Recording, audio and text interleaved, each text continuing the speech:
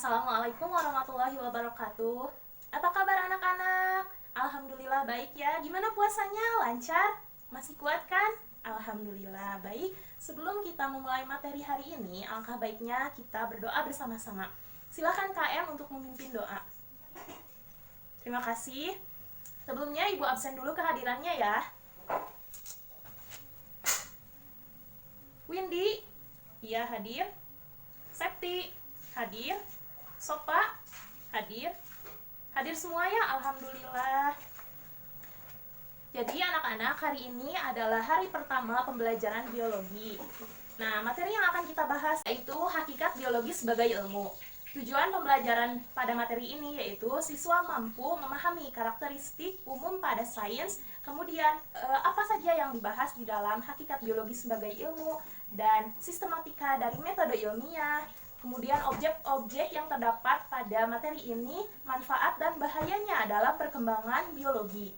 Sebelum itu, silakan anak-anakku kita duduk berkelompok supaya pembelajaran lebih menyenangkan. Baik anak-anak, coba perhatikan ke depan. Di sini ibu punya lembar kerja siswa atau lembar materi yang berisi rangkuman dan materi-materi yang ibu rangkum menjadi sebuah lagu untuk memudahkan pembelajaran. Silahkan ibu bagikan dan kalian pahami bersama kelompoknya. Sudah? Oke anak-anak, sekarang coba perhatikan ke depan. Di sini ibu akan membahas sub pertama mengenai karakteristik makhluk hidup. Jadi biologi itu terdiri dari dua kata. Yang pertama ada bios dan logos. Bios artinya hidup dan logos yaitu ilmu. Jadi biologi merupakan ilmu yang mempelajari makhluk hidup yang mencakup hewan, tumbuhan, kemudian mikroorganisme. Nah, sekarang coba perhatikan sekeliling kalian. Lihatlah tumbuhan dan hewan yang ada di sekitar kalian. Nah, dari sana kita bisa lihat bahwa itu merupakan makhluk hidup atau yang bisa kita sebut sebagai organisme. Dari organisme tersebut memiliki ciri-ciri kehidupan. Di antaranya, coba dari kelompok mana yang bisa menyebutkan ciri-ciri adanya kehidupan pada makhluk hidup? Baik, kelompok 1. Betul sekali. Jadi, ciri-ciri dari makhluk yang hidup itu di antaranya ada bergerak, bereproduksi, kemudian tumbuh dan berkembang. Nah, itu merupakan ciri-ciri adanya kehidupan. Nah, selain itu, ada pula faktor yang lain, yaitu karena adanya metabolisme dan homeostatis. Nah, apa sih metabolisme? Sebelumnya sudah dibahas dan akan diperdalam di materi yang akan datang. Jadi, metabolisme merupakan perombakan secara kimia yang terjadi di dalam tubuh, sedangkan homeostatis ini merupakan pertahanan suhu tubuh kita. Nah, bahasan yang kedua mengenai biologi sebagai ilmu. Ilmu pengetahuan dan teknologi selalu mengalami perkembangan secara dinamis. Nah, perkembangan tersebut mampu mengungkapkan kaidah-kaidah baru mengenai fenomena alam, sosial, dan kemanusiaan, serta penerapannya untuk meningkatkan kesejahteraan. Nah, mempelajari biologi akan membantu kita mengenal tentang lingkungan, tempat hidup kita, serta membantu kita mengatur kehidupan kita. Contohnya seperti kita harus makan apa, kita tidak boleh makan apa, kita harus melindungi lingkungan, harus selalu menyayangi dan merawat, kemudian menjaganya. Biologi sebenarnya sudah berkembang sebelum ilmu-ilmu yang lain maju. Diperkirakan ini ada pada saat abad ke-16 di mana para ilmuwan-ilmuwan sarjana telah mengembangkan pengetahuan tentang biologi. Nah, untuk memudahkan penamaan atau pemanggilan terhadap tumbuhan dan hewan, maka para ilmuwan di sini membuat suatu cabang yang dinamakan zoologi. Nah, zoologi untuk hewan-hewan dan botani untuk tumbuhan. Kemudian di situ timbullah pertanyaan, bagaimana cara untuk mengklasifikasikan makhluk hidup? Maka turunlah suatu cabang lagi yang dinamakan taksonomi. Kemudian, sejalan dengan pesatnya kemajuan teknologi, botani pun menurunkan lagi cabang-cabangnya. Di antaranya, dari sini pun diturunkan lagi cabang-cabang dari ilmu botani. Coba anak-anak dilihat kertasnya, di situ ibu sudah menyiapkan cara dan tips supaya kalian menghafal cabang-cabang ilmu botani dengan mudah. Nah, coba perhatikan dan kalau bisa dihafal agar mempermudah. Kalau gitu kita nyanyi bersama-sama ya supaya memudahkan. Jadi begini lagunya. Cabang-cabang ilmu terlahir dari botani. 1 ada antum, anatomi tumbuhan. 2 ada pistum, fisiologi tumbuhan. 3 ekologi, 4 mikologi. 5 mikrobiologi itu terakhir, tapi juga masih banyak cabang lainnya. Antum tentang struktur dan fungsi bagian tubuh. Fisiologi tentang kerja alat-alat. Ekologi hubungan timbal balik makhluk hidup. Mikologi jamur, mikrobiologi tentang mikroorganisme. Nah, Sudah dapat dipahami kan? Mudah kan untuk dipahami cara metode lagunya? Oke, kemudian dari botani tersebut kita lihat lagi kertas sebelum di baliknya. Di situ ada perkembangan dari zoologi atau dari cabang-cabang hewan. Nah, di sini juga Ibu sudah merangkumnya dengan lagu. Coba kita nyanyikan bersama ya. Cabang-cabang ilmu lahir dari zoologi, anatomi hewan, morfologi hewan, fisiologi hewan, embriologi, entomologi, itulah sebagian cabang. Anatomi tentang struktur dan fungsi hewan, morfologi khusus bentuk luar tubuh, fisiologi fungsi alat-alatnya, embriologi pertumbuhan embrio, entomologi khusus tentang serangga, itulah sebagian cabang biologi. Nah, begitulah cara untuk mempercepat kita agar menghafal cabang-cabang dari ilmu biologi. Nah, untuk bahasan selanjutnya kita akan membahas mengenai kedudukan ilmu biologi. Sebagai ilmu murni, biologi memiliki kedudukan yang sama dengan ilmu yang lain seperti kimia, fisika, matematika, biokimia, genetika, mikrobiologi, dan lain sebagainya. Nah, sebagai ilmu terapan, biologi melibatkan pemahaman ilmu. Jadi melibatkan dengan ilmu-ilmu yang lain, misalnya seperti kimia, fisika, matematika. Nah, jadi persamaan karakteristik tersebut disebabkan ilmu-ilmu sains ditemukan dan dikembangkan melalui cara-cara yang sama, yaitu secara logis dan ilmiah. Jadi biologi itu masuk ke semuanya. Kita lihat di sini dari bagan. Biologi mencakup semuanya. Contohnya seperti di sini teknik. Nah, ketika teknik bertemu dengan biologi, maka ditemukan cabang ilmu bioteknologi. Nah, kemudian ketika dengan fisika berbarengan, maka ditemukannya biofisika. Nah, kemudian ketika dengan matematika ditemukan meteorologi. Nah, kemudian dengan kimia, maka tumbuhlah cabang biokimia. Dan pada geografi, timbullah cabang biogeografi. Nah, untuk sub selanjutnya yaitu ada tahap kerja ilmiah. Nah, orang yang mempelajari atau meneliti sebuah fenomena alam dinamakan ilmuwan atau biasa disebut dengan saintis. Nah, seseorang ilmuwan ini bekerja secara sistematis dan teratur.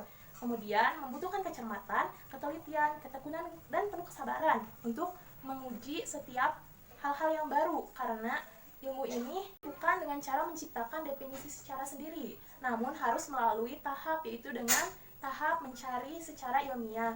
Nah, agar mudah dimengerti tentang bagaimana melakukan kegiatan ilmiah ini, nah, ada beberapa pengertian tentang tahap-tahap dari metode ilmiah ini, di mana diantaranya kita harus mengobservasi. Nah, kemudian setelah mengobservasi ini, kita harus membuat rumusan masalah. Nah, ketika rumusan masalah telah dibuat, maka kita membuat hipotesis atau praduga sementara. Nah, ketika hipotesis sudah dibuat, nah, timbullah sebuah prediksi, di mana prediksi ini akan diuji coba melalui eksperimen. Nah, dari hasil eksperimen tersebut, kita bisa mengetahui hasil yang terjadi dari suatu proses tadi. Nah, itulah urutan dari tahapan metode ilmiah. Nah, selanjutnya objek-objek biologi. Objek-objek biologi ini dikaji dari tingkat molekul sampai tingkat individu, bahkan sampai tingkat ekosistem yang lebih besar atau biosfer. Nah, jika kita lihat organisasi kehidupan yang sederhana sampai tingkat yang kompleks, dimulai dari tingkat yang molekul, atau bisa kita lebih perinci dengan cara ini. Nah, di sini Ibu sudah membuat sebuah jembatan atau jembatan keledai bisa disebut. Di situ ada yang dinamakan hierarki organisasi kehidupan. Nah, hierarki organisasi kehidupan ini dimulai dari molekul yang besar sampai ke maksudnya dari tingkat yang besar sampai ke tingkat yang kecil. Nah, Ibu membuat keledai jembatan. Di sini bisa disebut dengan Bekposo-Jasom-Mapa. Nah, di mana dari singkatan ini yang pertama diduduki oleh biosfer, kemudian yang kedua itu ada ekosistem, yang ketiga ada komunitas, kemudian P-nya ini adalah populasi, dan O-nya itu adalah organisme. Nah, S-nya itu adalah sistem organ, kemudian O-nya di sini adalah organ, dan J-nya itu jaringan, kemudian S-nya itu sel. Nah, selanjutnya ada organel, kemudian ada molekul dan atom, dan yang paling bawah yaitu adanya partikel. Nah, itulah yang dimaksud dengan hierarki organisasi kehidupan. Kemudian permasalahan-permasalahan biologi dapat muncul pada berbagai tingkat. Organisasi kehidupan misalnya di sini pada tingkat molekul. Nah, pada tingkat molekul contohnya seperti DNA. Nah, ada gen. Di sana contohnya seperti albino, buta warna, ada sindrom Down, dan kemudian pada tingkat jaringan. Nah, pada tingkat jaringan di sini contohnya seperti mengecilnya otot, ini akibat aktivitas kurangnya gerak. Kemudian rusaknya jaringan saraf. Nah, kemudian ada juga pada tingkat organ, contohnya seperti patah tulang, kemudian kanker atau gagal ginjal, dan infeksi pada otak. Selanjutnya ada pada ekosistem atau yang lebih besar pada biosfer. Di sini masalah-masalah yang timbul akibat kerusakannya ekosistem. Kerusakannya ekosistem ini bisa diakibatkan oleh alam. Contohnya seperti adanya bencana alam, gunung meletus, banjir, longsor, dan lain sebagainya yang mengakibatkan ekosistem dan biosfer menjadi rusak. Nah, untuk bahasan selanjutnya ada manfaat mempelajari ilmu biologi. Tuhan menciptakan manusia menjadi makhluk yang mampu berpikir, sehingga mampu mengembangkan ilmu pengetahuan. Nah, semua itu apabila dimanfaatkan dengan benar untuk kebaikan, pasti dapat bermanfaat. Jadi kita harus memanfaatkan apa yang telah diberikan Tuhan kepada kita, yaitu dengan mengembangkan ilmu-ilmu yang ada. Nah, kita semua menyadari bahwa perkembangan biologi ini telah memberikan manfaat yang demikian luas bagi manusia dan lingkungan hidup yang lainnya. Nah, contohnya pada bidang pertanian, misalnya penemuan bibit-bibit yang baru. Nah, kemudian pada teknik pemupukan lebih gampang dan mudah, kemudian pemberantas hama yang mudah dan harganya juga ekonomis, dan teknologi pencapaian yang telah mampu meningkatkan produksi pangan yang lainnya. Nah, selain itu tidak diragukan lagi kemajuan pada bidang kedokteran, kemudian bidang farmasi, genetika, perikanan, peternakan, industri pangan, dan lain sebagainya. Nah, dari hal tersebut kita harus bersyukur atas apa yang telah Tuhan berikan kepada kita. Nah, dari manfaat tersebut ternyata ada bahayanya juga dari perkembangan biologi ini. Nah, apa sih bahayanya itu? Jadi, bahaya dari perkembangan biologi ini yaitu suatu kenyataan bahwa negara-negara tertentu yang berkembang telah mengembangkan suatu senjata biologi. Nah, senjata biologi ini adalah seperti mikroorganisme yang mematikan, seperti virus, jamur, mikroba yang lainnya. Itulah materi yang Ibu paparkan hari ini. Sengaja Ibu berikan sedikit karena untuk memperluas diskusi hari ini. Coba sekarang kalian ungkapkan kembali apa yang tadi telah Ibu paparkan di depan. Semua kelompok harus berbicara karena ini merupakan suatu penilaian dan suatu keaktifan di dalam kelas. Silahkan dimulai dari kelompok 1. Baik, semua kelompok sudah mempresentasikan hasil diskusinya. Ibu harap diskusi ini tidak cukup hanya di sini, tapi bisa dilakukan juga di luar kelas. Nah, di sini Ibu punya lembar kerja siswa. Kalian kerjakan secara individu, kemudian minggu depan bisa dikumpulkan kembali. Pembelajaran untuk minggu depan yaitu mengenai virus. Alangkah baiknya jika anak-anak Ibu membaca materi virus terlebih dahulu. Sebelum kita mengakhiri pembelajaran hari ini, alangkah baiknya kita tutup dengan membaca doa bersama-sama. Silakan KM pimpin doa.